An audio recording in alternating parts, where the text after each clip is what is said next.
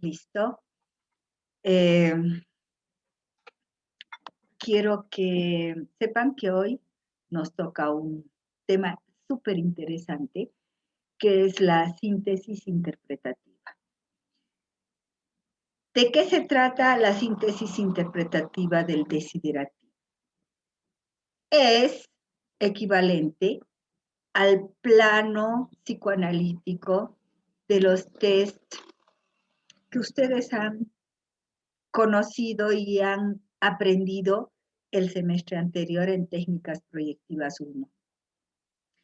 Es similar a lo que nosotros llamamos informe psicológico o también informe psicoanalítico, porque en realidad nuestra posición teórica es desde la visión psicoanalítica. De todas formas, todo test proyectivo o psicométrico dentro de psicología requiere sine qua non una entrevista. Sin la entrevista, sin la historia clínica, sin saber quién es el paciente que tenemos, qué vida ha tenido el paciente, qué papás ha tenido, qué vida familiar ha tenido, no podemos jugar a las adivinanzas. Por lo tanto, sine qua non. Cada test, toda prueba en psicología, toda intervención, sea diagnóstica o terapéutica, e incluso de investigación, tiene, por un lado, la historia clínica, en un extremo, la historia del paciente, y en el otro extremo, el informe.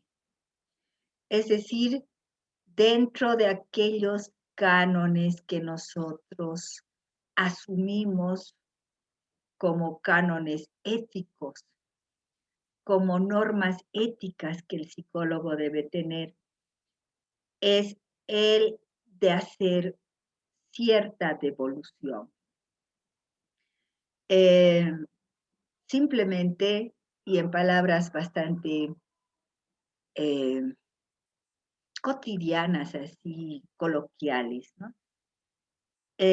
Nosotros, al testar a un paciente,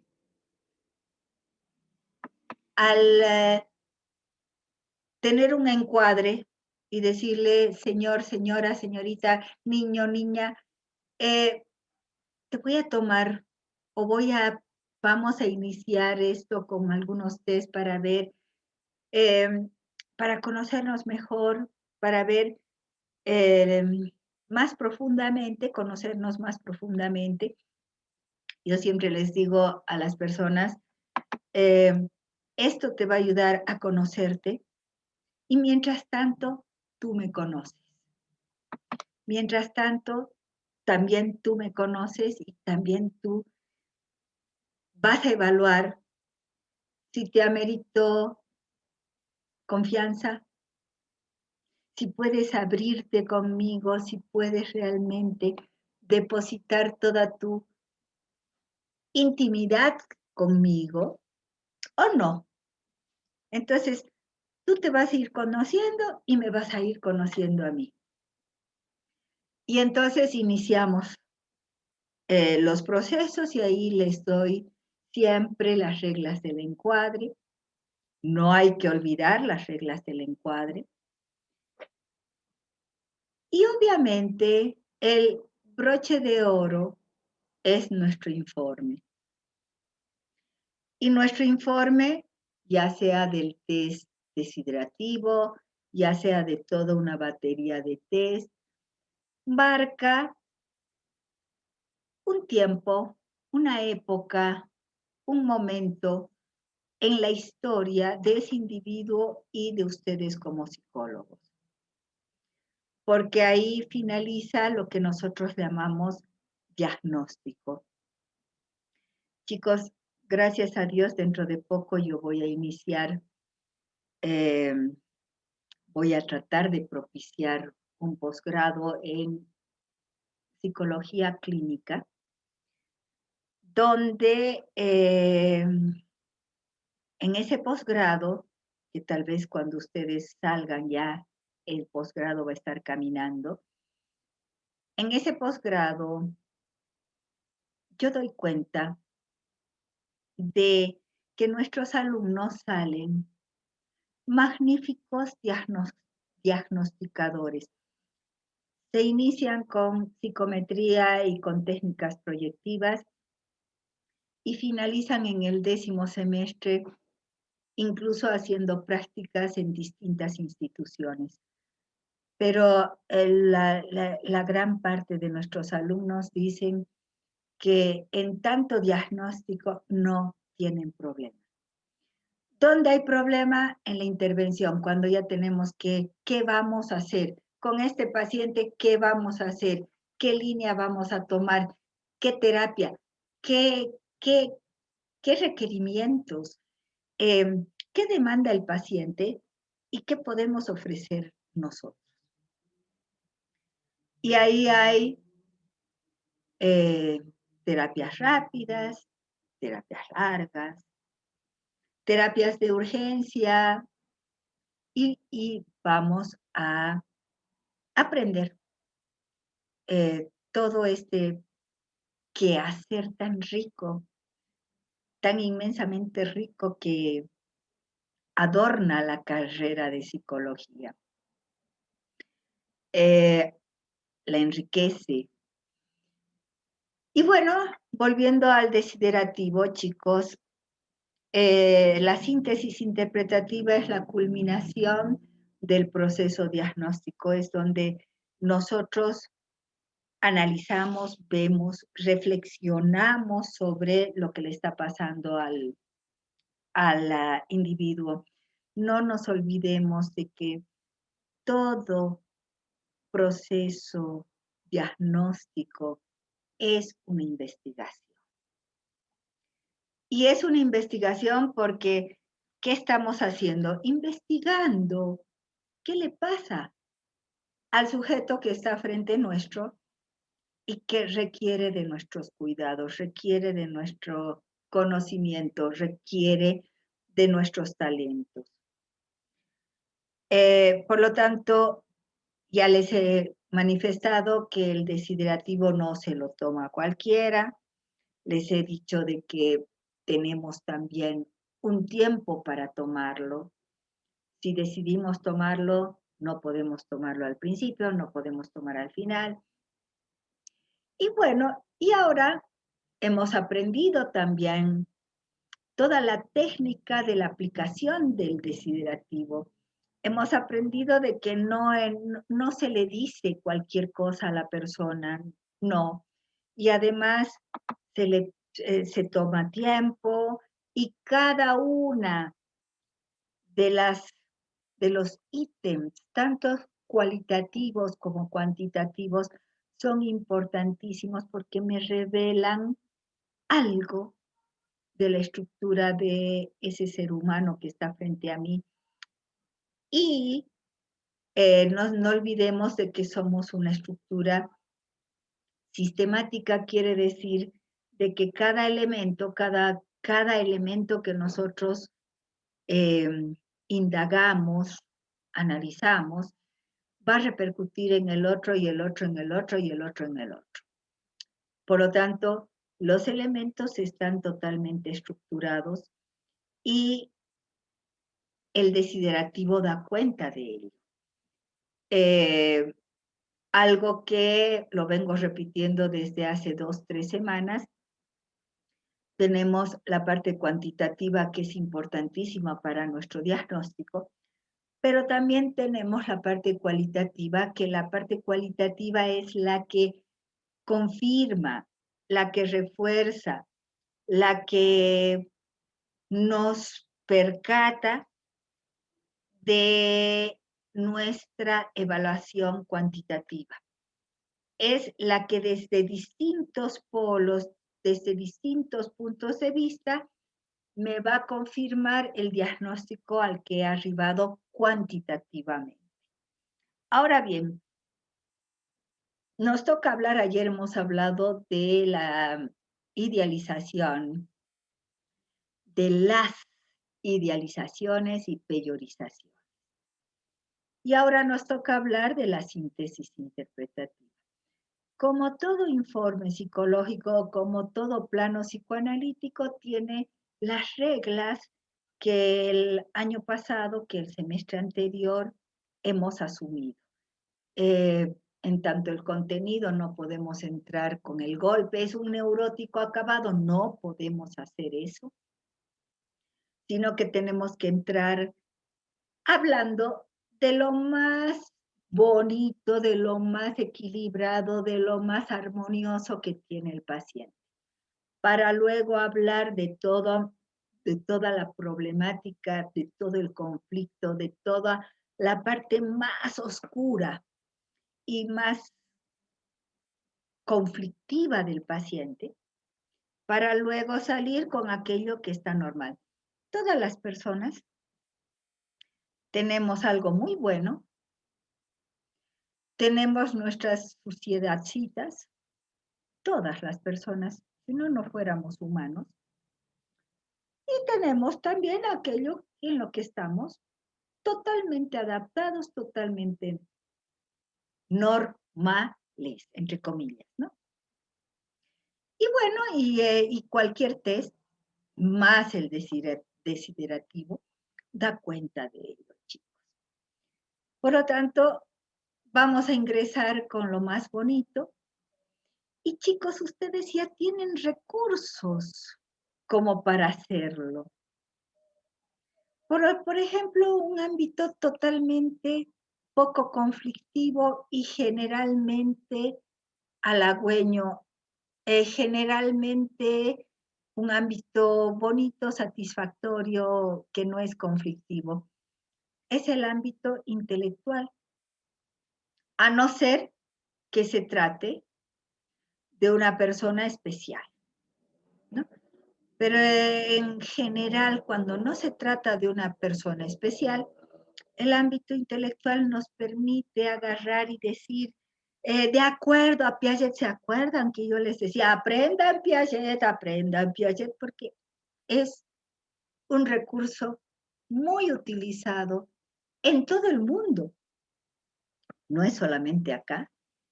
El otro día me llegó un informe de Israel, donde tengo un paciente, y en el informe decía, ¿no?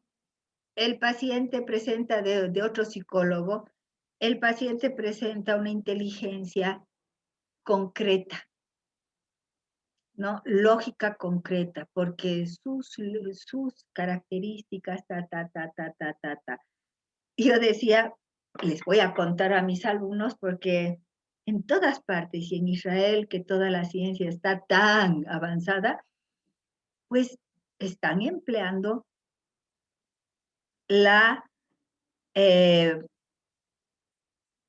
base piagetiana. Y como les decía, generalmente nuestros pacientes que vienen al consultorio son personas normales y por lo tanto yo puedo empezar con eso, con que presenta una inteligencia lógica concreta, pues se mueve en ámbitos totalmente operatorios, lógicos, pero necesita la concretitud, le cuesta mucho pasar a ámbitos abstractos y ustedes pueden explayarse, pero explayarse con el conocimiento que tienen sobre Piaget. Más si el paciente que tienen, qué sé yo, ha tenido lauros y ha tenido éxitos, por ejemplo, profesionales, académicos, comiencen, chicos, con el ámbito intelectual, desarchiven el cuarto semestre, psicología genética, y apelen a esos conocimientos. Van a ver cómo se enriquece ese conocimiento, se enriquece, perdón, ese diagnóstico con el conocimiento que ustedes tienen. Y por lo general, es una bonita forma de ingresar, es una forma muy cómoda, incluso hasta para nosotros, comenzar analizando este año. Ahora, si se trata, chicos, de personas que tienen más bien confusión, más bien problemas en la intelectualidad, pues no comiencen con eso. Comiencen con algún ámbito tal vez social, tal vez laboral, que sea una información no movilizante y más bien que sea una información positiva del paciente. Por lo tanto, vamos a empezar con lo más positivo, con lo más adaptativo, con lo más, entre comillas, también bueno, bonito del paciente. Entramos a la parte conflictiva. Podemos relacionar, por ejemplo, algunos aspectos positivos y dándole, por ejemplo, en contraste con aspectos negativos, ¿no? O sea, qué sé yo, un aspecto positivo puede ser la inteligencia, pero esa inteligencia no le sirve para solucionar sus problemas afectivo-emocionales que devienen de la historia del sujeto. No se olviden que en esta parte conflictiva, en esta parte problemática, entran muchísimo los datos que ustedes han encontrado en el informe. Perdón, no en el informe, en la entrevista, en la anamnesis, en la historia clínica, que también ustedes dirán, es igual.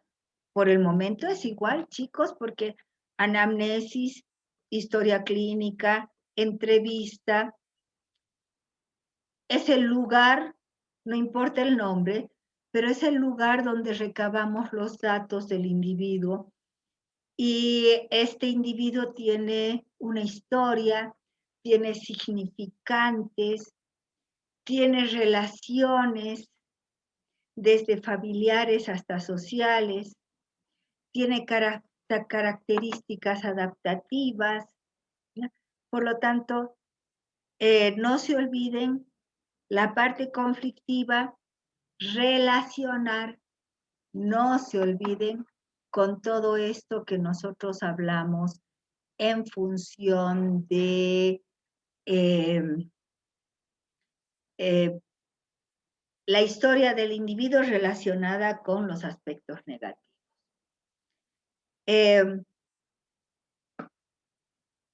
Y por último, chicos, acá es lo conflictivo, ¿no? Vamos a hablar de la última parte que hace a la síntesis interpretativa del desiderativo y que gira en relación a la estructura específicamente del diagnóstico.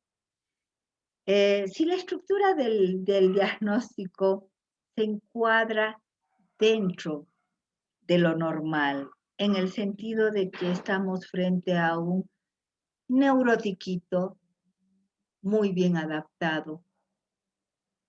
Incluso podríamos hablar de un perverso bien adaptado, ¿no? Porque hay múltiples perversos en nuestro entorno que están bien adaptados. Los hay también los que no están. Pero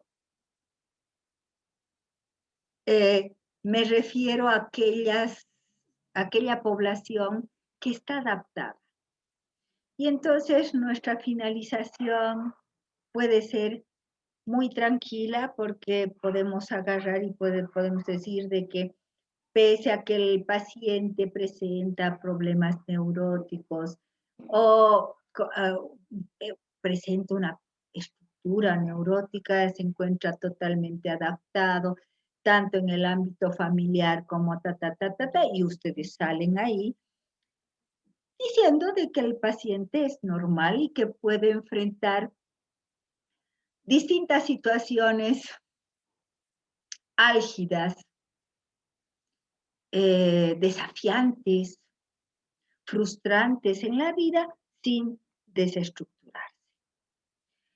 El problema no es tanto los pacientes, entre comillas, que están adaptados, que están dentro de lo normal. El problema es cuando nos encontramos con pacientes que revelan una estructura prepsicótica. Chicos, jamás pueden poner, ya les dije alguna vez, jamás pueden poner, uy, este paciente tan débil que va a terminar sus días en el Pacheco, ¿no? Nunca. Tenemos que ser un tanto tácticos y tenemos que hablar de un diagnóstico reservado si es que el paciente no tuviera las intervenciones en tanto especialistas que requiere. Porque muchas veces la intervención no es solamente psicológica, chicos. Muchas veces es psiquiátrica, otras veces es neurológica, otras veces es neurológica, psiquiátrica y psicológica. Eh, o sea, siempre hay un atisbo de esperanza hasta en la persona más débil que podríamos enfrentar. Siempre va a haber. Pero nosotros no somos quien para agarrar y decir, es un prepsicótico y volando se va a ir al psiquiátrico. No. Siempre tenemos que dar estrategias, recursos. Por lo tanto, hablamos sobre diagnósticos reservados en el caso que el paciente tiene que tener asesoramiento de especialistas y demás, terminan ahí porque después viene diagnóstico, ¿no? Pronóstico, y cuando es prepsicótico el pronóstico es reservado, pero además tenemos otro acápite que se llama recomendaciones. Y chicos, en recomendaciones ahí nos explayamos. Necesita psiquiatra, necesita una valor. Cuidado que pongan, necesita medicamentación psiquiátrica. Cuidado, no. Necesita una valoración psiquiátrica porque el psiquiatra tendrá que ver, tiene que valorar y valoración y tal vez posterior medicamentación, pero nosotros no somos quien para decir necesita píldoras, ¿no? Sino necesita una valoración psiquiátrica, necesita un estudio y análisis neurológico, necesita muchas veces en adolescentes, ¿no? Necesita un endocrinólogo, necesita la intervención de un endocrinólogo, necesita la intervención de un oftalmólogo. ¿Cuántas veces, chicos, nosotros hemos sido los descubridores de que el chico tiene un problema o la chica tiene un problema de vista terrible y que su rendimiento en el colegio es espantoso porque se sienta al último, no atiende nada porque no ve? Me ha pasado, chicos, de que me han traído personas, especialmente 10, 11, 12 años, que realmente cuando dibujaban, pero con así. Y los papás no se habían dado cuenta. No se habían dado cuenta o no lo atienden. Porque ya eso es un síntoma también. Porque si yo desde chiquitito veo que mi hijo, mi hija presenta alguna anomalía y que está dificultando su rendimiento, pues entonces busco ayuda, busco especialistas. No solamente la vista, chicos, a veces es el oído, ¿no? El oído que además es más pasivo porque no sabemos cuánto escucha y cuánto no. Por lo tanto, nosotros tenemos la función y que además quiero despertarla en estas materias de proyectivas 1 y proyectivas 2, de ver detalles y de interpretar detalles y que no se nos pase ningún detalle. Porque todo detalle hace a esta persona, así como estamos viendo ítem por ítem, lo cualitativo que respalda lo cuantitativo. Los detalles que ustedes observen en el paciente es totalmente, pero totalmente importante. Son totalmente importantes. O sea, les cuento una anécdota muy triste que tengo. Era hace época de carnaval, antecitos de carnaval, y viene una doctora para decirme, mi hijita de 6 años está muy torpe y quiero traerla acá. ¿Cómo torpe? Rompe todo, hace caer todo y creo que le está afectando el divorcio que hemos tenido con el papá. Me llama la atención, rompe todo, está muy torpe, no controla cuando está dibujando, no controla su motricidad fina, no la vi a la niñita, solo hablaba yo con la mamá, ¿no? Y se olvida cosas, o sea, ha hecho algo 2 minutos antes y se olvida. Torpe, se olvida, tiene muchos dolores de cabeza. Señora, váyase volando al neurólogo. Y el sábado de carnaval confirmamos, chicos, de que la niña tenía un tumor cerebral. Yo no la vi a la niña, no la conocí. Se murió a los 6 meses, porque el tumor era canceroso. Pero, ¿cómo me di cuenta? Simple y llanamente por los síntomas. Es una historia muy triste, es una historia muy impactante para mí, para ustedes también, me imagino, pero que siempre la evoco para decir cómo hay determinado tipo de síntomas que a nosotros no nos pueden, no deben pasar desapercibidos, porque cada detalle que se produce en la persona es por algo. O tiene una razón consciente, pero más tiene una razón inconsciente. Por lo tanto, nosotros tenemos que ser expertos en la interpretación de esos detalles. Por lo tanto, chicos, haciendo un resumen de qué es lo que van a poner en síntesis interpretativa, lo bueno, lo feo y lo normal, seguido de lo que nosotros llamamos diagnóstico, donde vamos a poner estructura, funcionamiento y rasgos, pronóstico, donde en el mejor de los casos Cuando se trata de personas encuadradas dentro de lo normal, vamos a poner muy buen pronóstico, y en el peor de los casos, pronóstico reservado.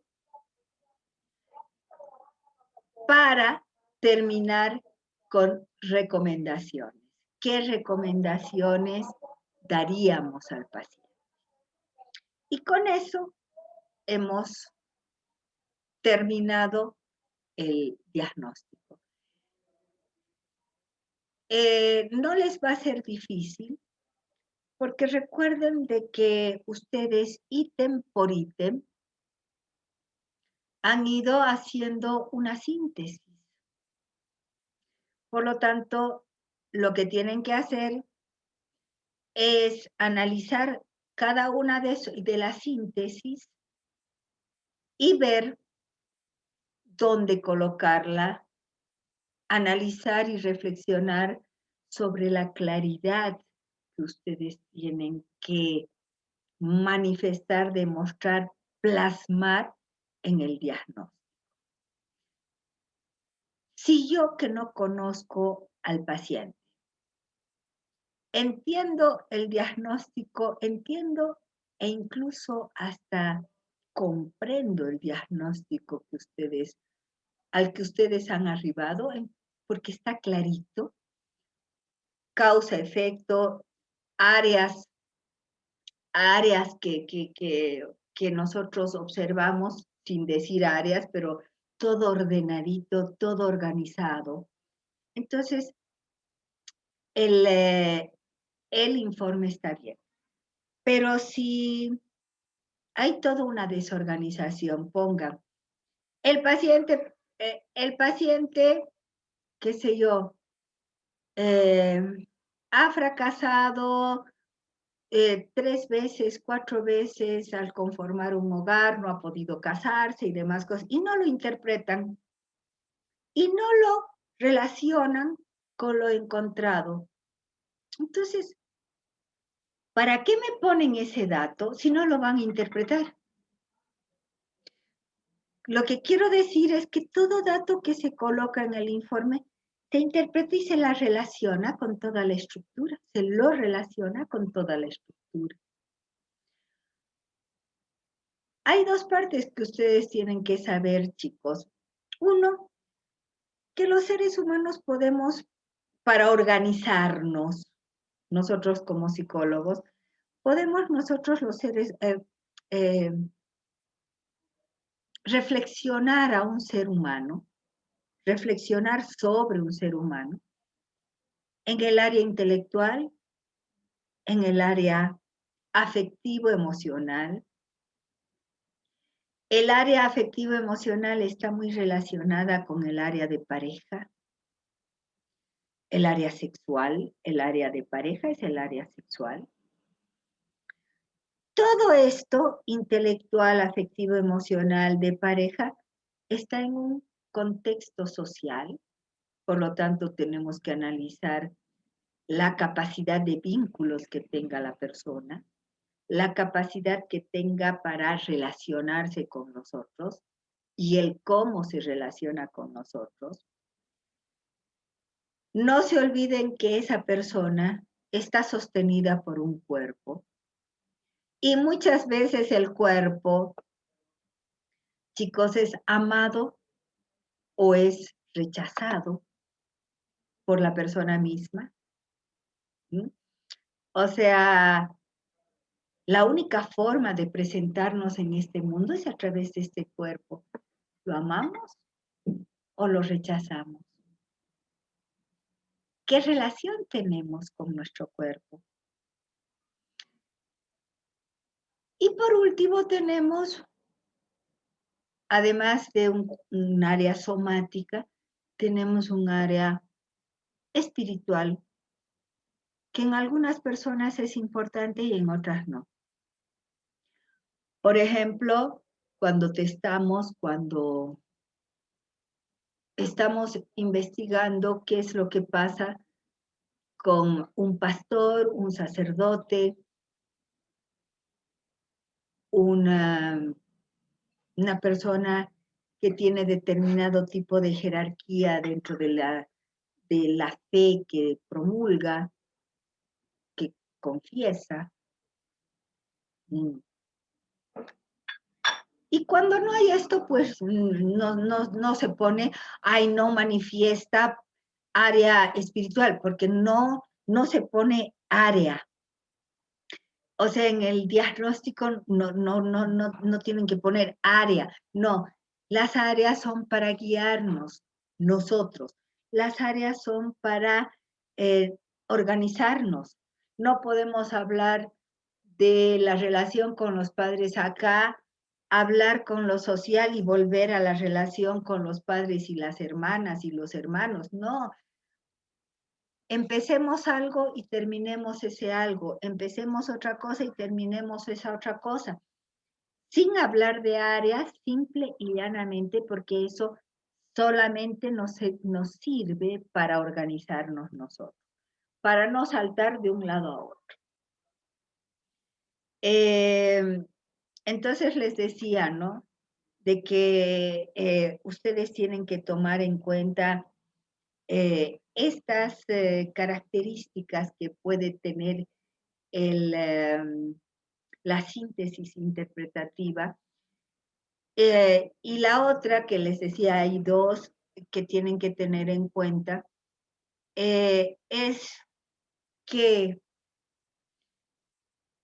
todos van a tener el mismo caso o los mismos casos. A ustedes les toca, de 5 casos que pedíamos de que tenían que corregir, a ustedes les toca, hemos optado por la calidad antes que la cantidad.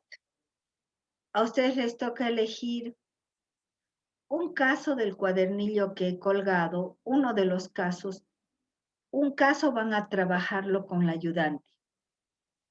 Y cualquiera de los otros 2 casos tienen que corregir el caso del desiderativo, pero hacerlo genial, ya que estamos cambiando calidad por cantidad.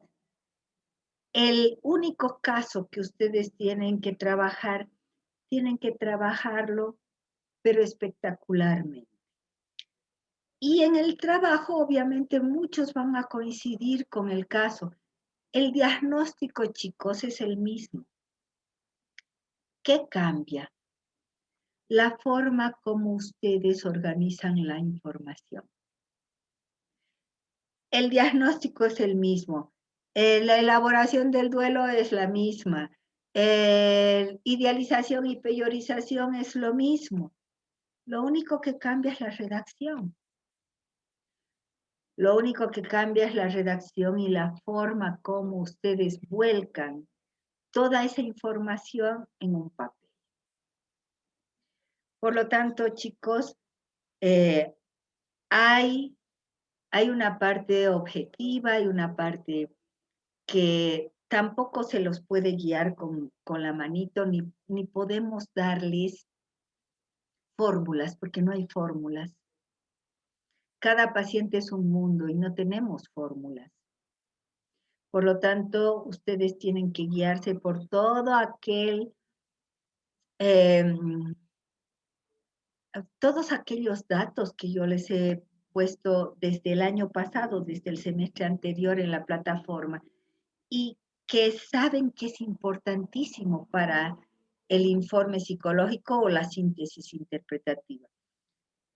Y segundo, que todos tienen que llegar al mismo diagnóstico, aunque la forma de redactar sea particular de cada uno de ustedes. Dicho esto, chicos, a ver, quisiera que ustedes se pronuncien, me pregunten toda pregunta en torno a las dificultades que han podido observar que tienen ustedes mismos al redactar un informe. Adelante, por favor. Comenzamos la ronda de preguntas. Lisa, buenos días. Quiero aprovechar para apurarme y preguntarle. No es tanto sobre una duda que haya tenido práctica de los ejercicios, sino más bien en el caso de este diagnóstico reservado que me parece tan delicado. Perdón, Nicolás, no te escucho, te has perdido. Hola, En el- ahora sí. Ahora sí. En el caso del diagnóstico reservado, Lisen, que me parece tan delicado tema, es decir, siempre tenemos que entregar, disculpe la pregunta, pienso que no lo hemos dicho tal vez de forma explícita, siempre tenemos que entregar el informe al paciente después de calificado de resultados. Sí, Nicolás. A ver, parte de la ética profesional es culminar con una devolución. Y la devolución es verbal. Ahora, muchos piden por escrito, pero ojo, tengan cuidado. Por ejemplo, en las defensorías y demás piden por escrito. Ojo, tengan cuidado porque lo escrito está. Y si está mal escrito o si ustedes están poniendo cosas que no deben poner, se los puede colgar, se los puede colgar de la nariz. ¿Mm? O sea, Cierto. pero te explico también algo, Nicolás, que cuando tú, ¿qué es el testar? No importa si desde el punto de vista psicométrico o desde el punto de vista proyectivo, no importa. Estamos sacando algo del paciente. Estamos sacando incluso cosas que tal vez el mismo paciente desconoce. El paciente nos está entregando cosas de él, cosas íntimas de la persona, cosas íntimas de sí mismo. Y cuando te dan algo, tú tienes que devolver algo. Por lo tanto, parte, Nicolás, de nuestra ética profesional es hacer una devolución. Te devuelvo la información que me has dado, pero la devuelvo trabajadita, la devuelvo de esta forma, la devuelvo empaquetadita y bonita y más organizadita. Eh, o sea, me has dado parte de ti, paciente mío, al someterte a todo el proceso de diagnóstico y ahora te tengo que devolver. Por lo tanto, Nicolás, la devolución, la mayor parte de las veces la tenemos que hacer verbal. Y cuando nos piden escrito, tener mucho cuidado qué ponemos, porque ahí está lo escrito, escrito está y está su firma. Cuando hay pacientes que me piden una devolución escrita, yo les explico de que muchas veces la información que se da en forma escrita puede ser, y fuera del contexto que estamos viviendo en ese momento, puede ser mal interpretada o puede ser mal usada. ¿O qué les parece si he hecho un diagnóstico de un niño y el día de mañana el niño encuentra ese diagnóstico y obviamente no está en condiciones de entenderlo porque ese informe ha sido dado en determinado tiempo, en determinado contexto? Entonces, hay que tener mucho cuidado con los informes escritos. Demasiado cuidado. ¿Te contesté, Nicolás? Sí, hay que devolver. Y hay Ya, que muchas tener gracias. cuidado con el informe escrito. Sin embargo, Lisa, quiero profundizar un poco más. ¿Se da, usted en todos los años de experiencia que tiene, se da el caso de que alguna vez en un trabajo nos puedan pedir evaluar a alguien y un informe escrito?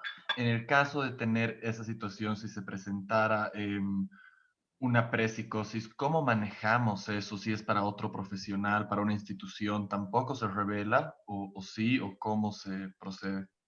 Ay, depende mucho. A ver, eh, en el caso de que te pidan informes escritos, que te van a pedir, no es de que en el consultorio tú puedes manejar esto de que lo escrito es muy, muy delicado.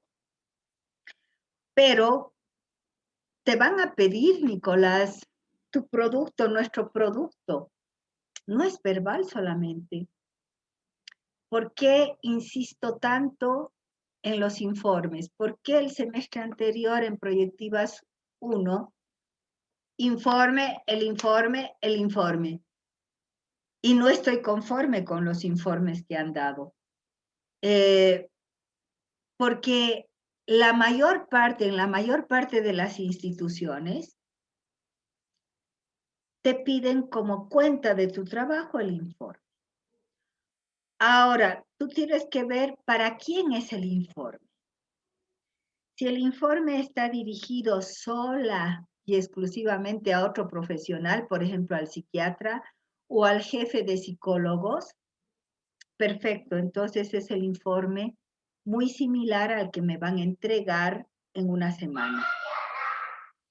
Pero si el informe está dirigido a un juez, dirigido al profesor, al director de la escuela, dirigido al director de la defensoría que es abogado o que es sociólogo, hay que tener mucho cuidado con las cosas que plasmas.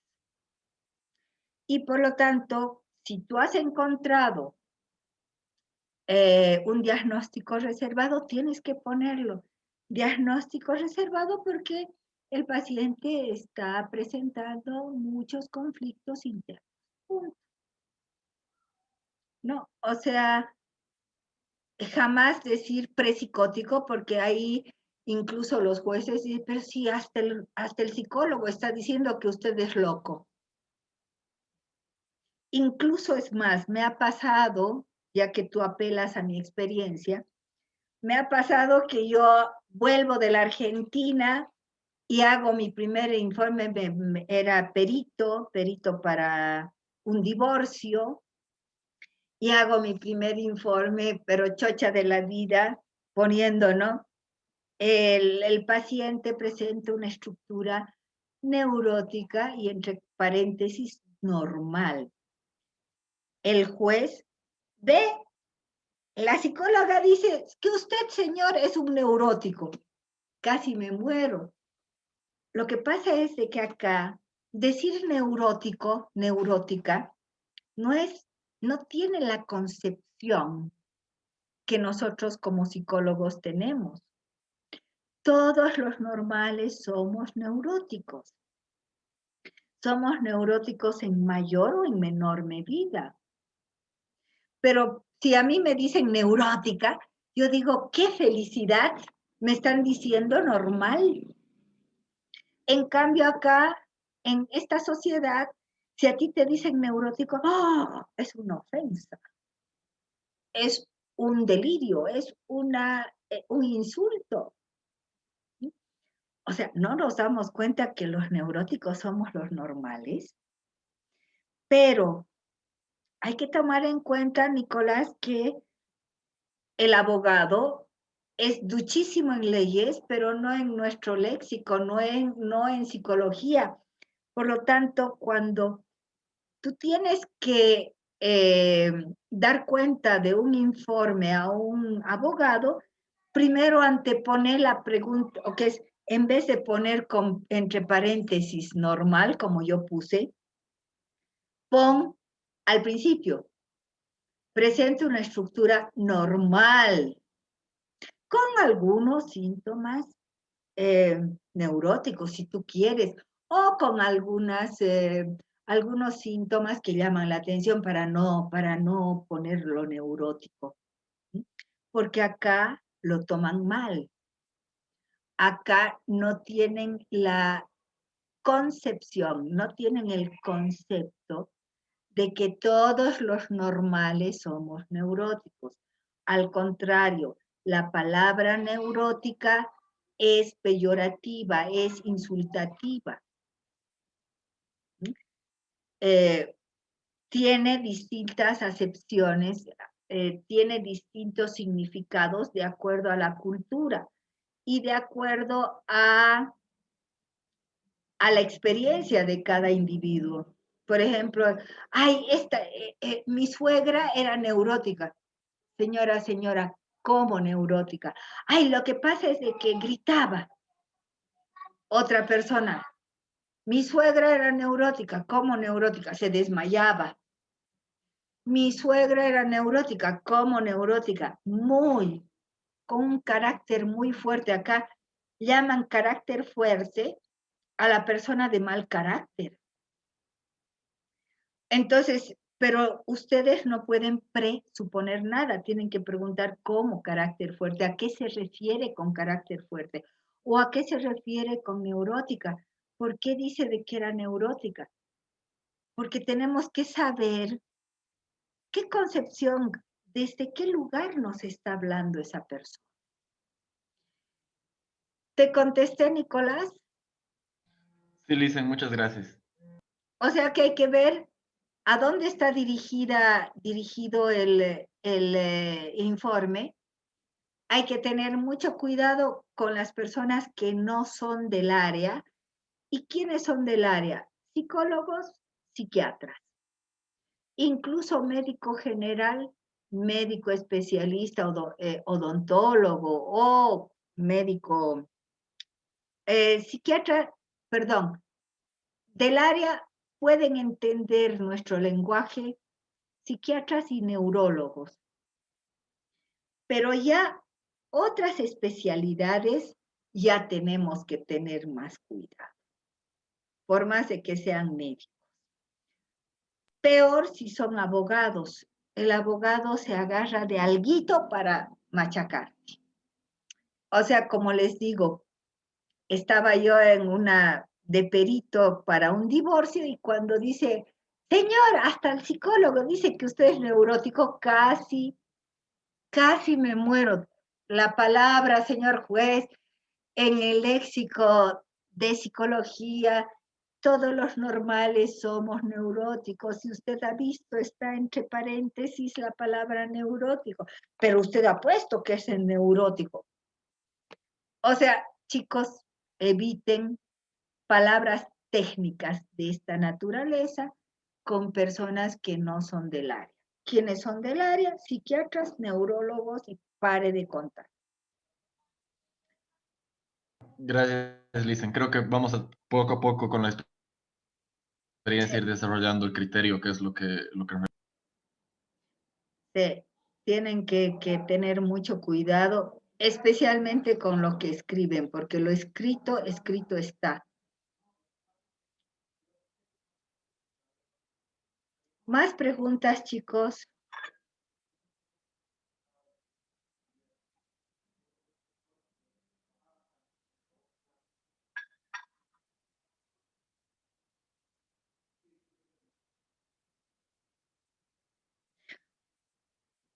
¿Qué es lo que espero de ustedes? Si un informe o una síntesis interpretativa del desiderativo, que es ahora el trabajo que tienen ustedes, está con datos claros relacionados con la historia clínica, con la anamnesis, con la entrevista. Si yo puedo entender a través del informe de ustedes, yo puedo entender a esa persona, entonces su informe está ok. Pero si no está claro, si su redacción está totalmente confusa y ustedes mismos no tienen la claridad de ver cómo este paciente se desenvuelve, entonces hasta su lógica va a estar dañada. ¿Qué es lo que espero? No quiero que agarren y pongan toda la síntesis del aspecto cualitativo y cuantitativo que han encontrado y pongan ahí, peguen. O sea, agarren, copien y peguen, copien y peguen. No, ese no es el informe final. El informe final amerita reflexión, análisis de ustedes. ¿Qué voy a relacionar con qué? ¿Cómo voy a hacer de que mi informe revele tanto lo consciente como lo inconsciente del paciente? Por lo tanto, ¿qué espero? Reflexión. ¿Qué espero? Análisis. Nuestro trabajo es de reflexión y análisis. Por lo tanto, espero eso. Espero que eso se plasme en su síntesis interpretativa.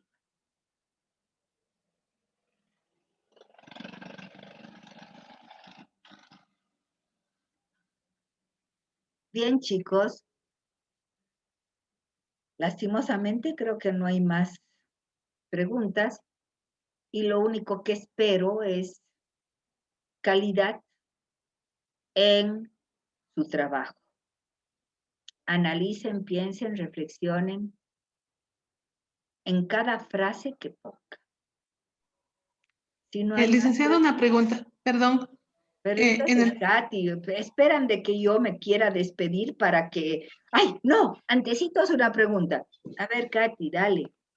Perdón, va a disculpar, licenciado. Lo que quería preguntar es lo siguiente.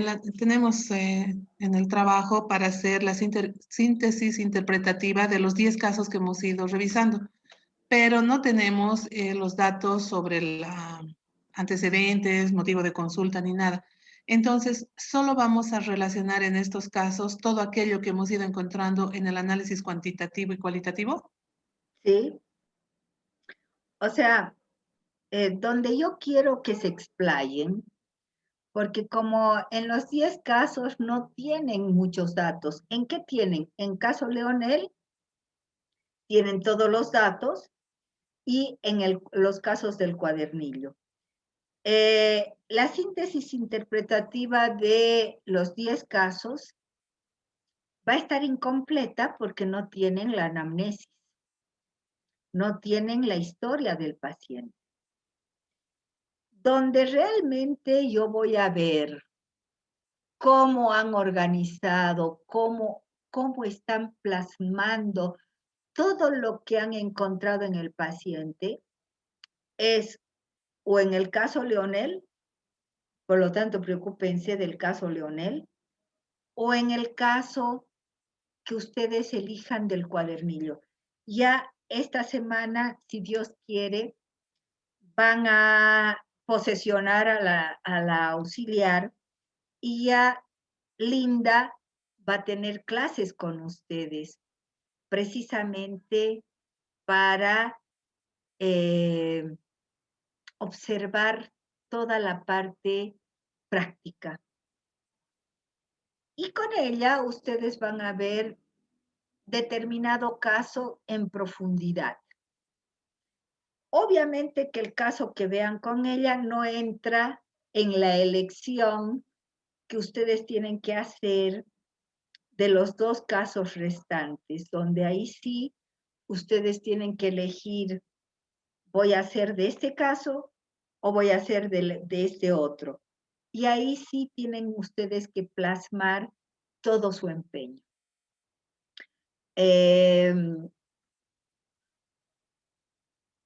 Katy, no me preocupa tanto la síntesis interpretativa de los 10 casos porque Ahí sí pueden agarrar, copiar y pegar y arreglar un tanto redacción y punto. Pero en esos casos ustedes no tienen todos los datos o sea, esos casos son simplemente de ejercicio. Ejercicio. Donde ustedes van a tener que ponerse a analizar un tanto más es en el caso Leonel, que tienen todos los datos de la historia clínica, y en los casos del cuadernillo, en el caso del cuadernillo que ustedes elijan. Ahí sí tienen ya los datos completos. ¿Te contesté, Katy? Sí, licenciada, gracias. ¿Alguna otra pregunta?